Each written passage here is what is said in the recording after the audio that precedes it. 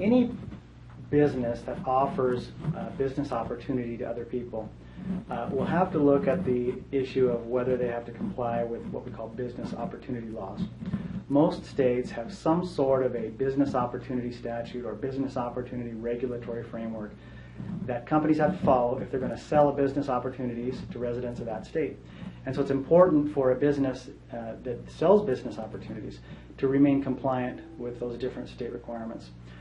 In a franchise situation, the requirements are very clear.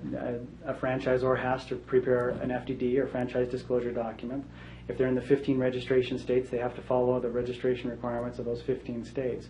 But there are dozens of states, some of the franchise registration states and some aren't, that have business opportunity requirements. And some of those, in fact, are almost as difficult to meet as the franchise disclosure rules. So it's important to be aware of which state you're doing business in, if that's the area of business that you're in. Typically, a business opportunity state is going to require that the individuals coming in and selling these opportunities are going to have to talk about their finances, they're going to have to give information about founders, probably a history of the business, advertising and marketing that they do, costs that the customers will incur, and really a lot more.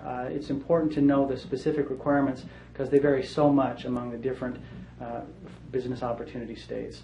So assuming that the business opportunity that you're selling is not a franchise, there's really two things that you've got to decide. First of all, you need to know whether it is a business opportunity state you're doing business in.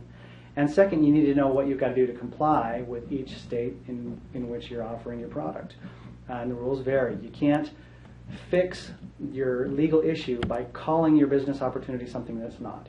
In the same way that somebody who's selling a franchise can't just call it a license relationship and then get out of the franchise disclosure requirements, the same rule holds true for companies that sell business opportunities. If what you're selling is a business opportunity under the definitions of the relevant statute in the relevant state, then you've got to comply with those rules, and you can't get out of it by calling your offering something else.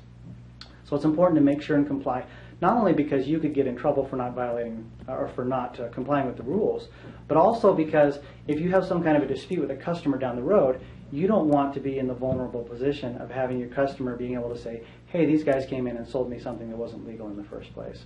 So really what we do at Gunderson, Denton&Peterson is arm our clients with what they need in order to succeed if they're selling a business opportunity, wherever it is. If they're in a business opportunity state, then they need to be in compliance. They need to do the things that are going to protect them from legal problems so that they can make sure that they're moving forward, they're making money, they and their customers are succeeding.